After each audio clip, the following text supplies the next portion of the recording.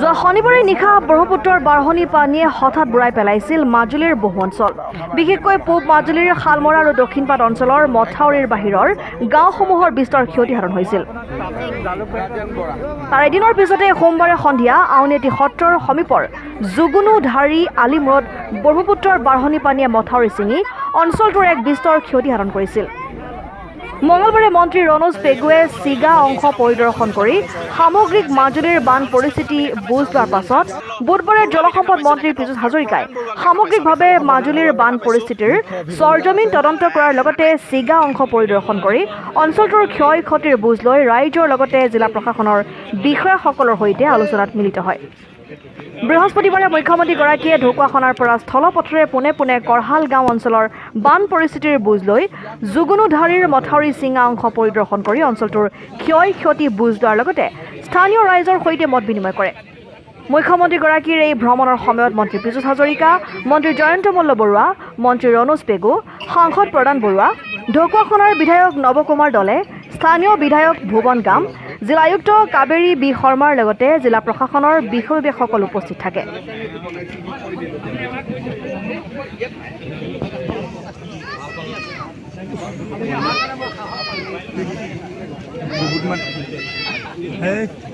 আগে পিছে বানপানী হ'লে মানুহৰ যিমান কষ্ট হয় সিমান কষ্ট এইবাৰ নাপাব যেন মোৰ ধাৰণা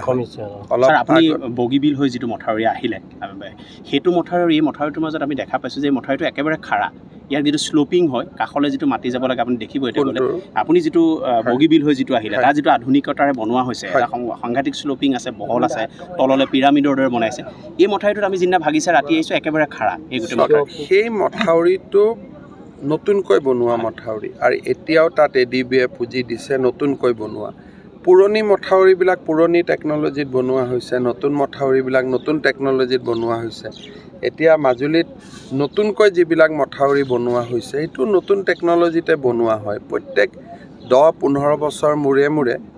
পৰিৱৰ্তন হৈ থাকে কিন্তু সেইবুলি মাতমৰাৰ মথাউৰিটো মানুহে ভয় খাই আছে যে ভাঙি যাব বুলি গতিকে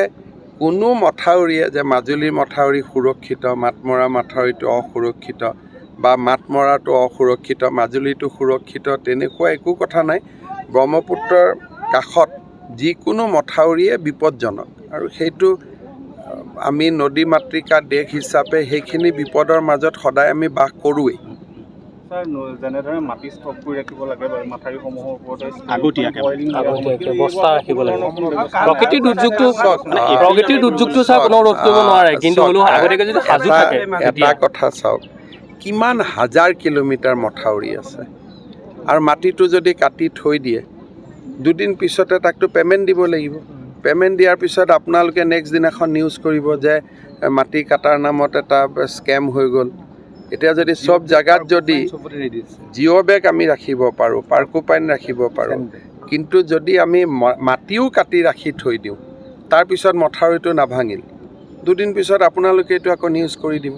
যে মাটি কটাৰ নামত ডাঙৰ দুৰ্নীতি এটা হৈ গ'ল বুলি আগতে এনেকৈ ৰাখিছে মই ৰাখাটো মই ক'লোঁ আগতে ক'ৰবাত 1-2 জেগাত ৰাখিছিলে 8,000 কিলোমিটাৰত যদি এনেকৈ মাটি কাটি ৰাখিব লাগে তাহলে কিমান 100 কোটি টকাৰ প্ৰয়োজনীয়তা হ'ব আৰু তাৰ পিছত কি হ'ব মথাউৰিটো নাভাঙিল মাটি খানি এনেই পৰি থাকিল আপোনালোকে গৈ তাতেই টিভিটো জুম কৰি নিউজ আৰম্ভ কৰি গতিকে নহয় কথাটো ক'লোঁ এনেকুৱা এটা হৈ গ'লে যদি অসমত 8,000 কিলোমিটাৰ মথাউৰিত আমি যদি এটা মাটি কাটি মাটি জমা ৰখা এইটোতো এটা ডাঙৰ উৎসৱ হৈ যাব আৰু তাৰ পিছত সেই মথাউৰিটো নাভাঙিল কাৰণ এইবাৰো মাত্ৰ অসমত ব্ৰহ্মপুত্ৰৰ ওপৰত 3টা মথাউৰিয়ে ভাঙিছে হাতীমূৰা মাজুলী আৰু বংকোৱাল 3টা আৰু ভঙাই নাই কিন্তু ভাঙিব বুলি আশংকা কৰি ইমান মাটি লৈ যদি বহি থাকোঁ এইটো এটা কিমান ডাঙৰ টকা পইচা উৎসৱ কৰিলেতো ঠিকাদাৰবিলাকে ভালেই পাব কালিৰ পৰা যদি মই এইটো কৈ দিওঁ যে এইটো কৰক বুলি হ'ব